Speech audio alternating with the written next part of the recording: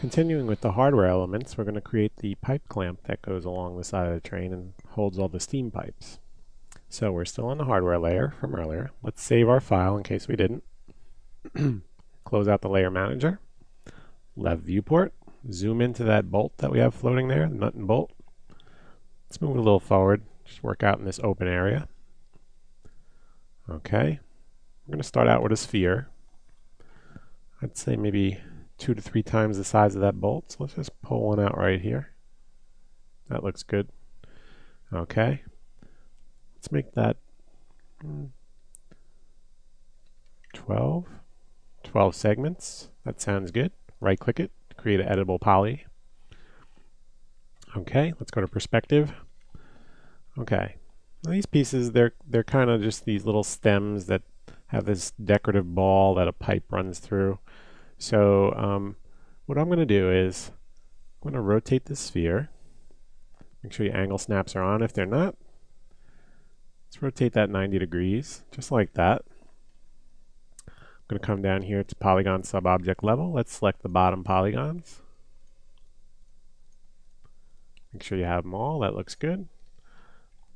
Let's extrude those out with the extrude function. Right-click that value. I would say, just to be safe, maybe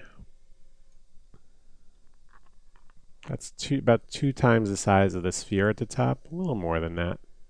That looks good. I'm going to just check it. It's not an exact dimension. We're going to have to change this because of the angle along the side of the boiler. So some of the pipe will be further, some will be closer. So as a base, this is good. So we'll click OK. And now with that same group of polygons selected, let's roll up here and Control click to vertex. It becomes a vertex selection by hitting Control. And now we're going to make planar. And we're going to make planar along the Z-axis, which is what we just did.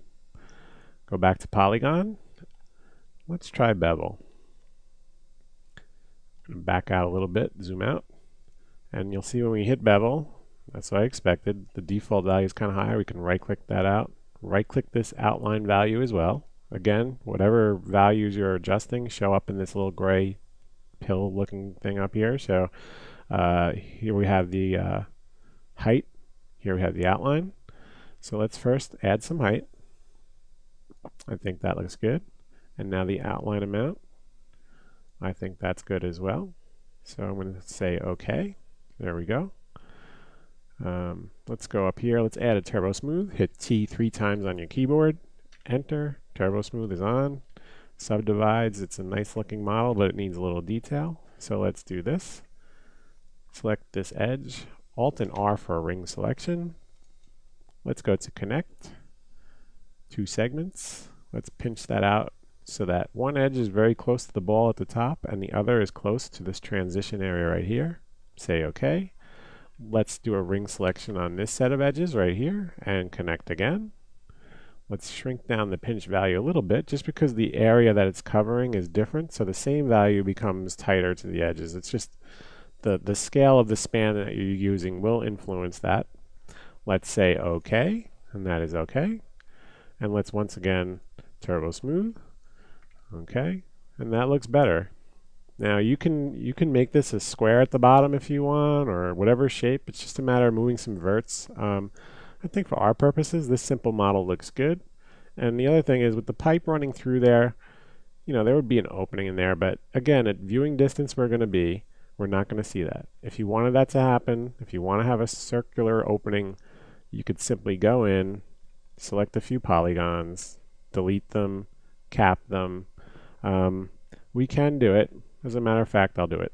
So let's do this. Select those polygons, delete. I'm going to select the border. I'm going to cap the border with cap poly right there. I'm going to select this polygon, the new polygon. I'm also going to turn on edge constraints. So Shift and X, and then I'm going to come up here to polygons and use the GeoPoly feature. There we go.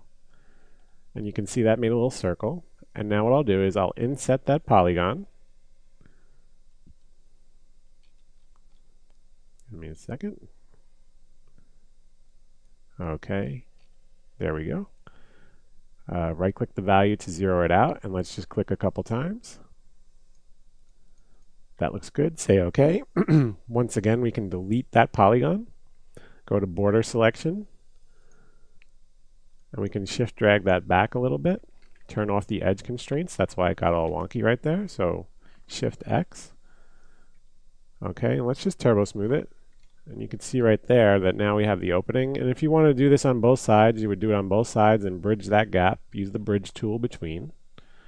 And you'd have that circular opening. Again, I don't think this is necessary. The pipe can intersect and go through because this is going to be such a small piece in the grand scheme of things. Remember, poly count is important. Other people will work with your model sometimes, most times if you're working professionally. If it's a personal project, then for sure you can do whatever you want. You could even take this into ZBrush and sculpt little scallops on it if you want to. But for the purpose of working in production, you really have to weigh out the value of having a heavy model.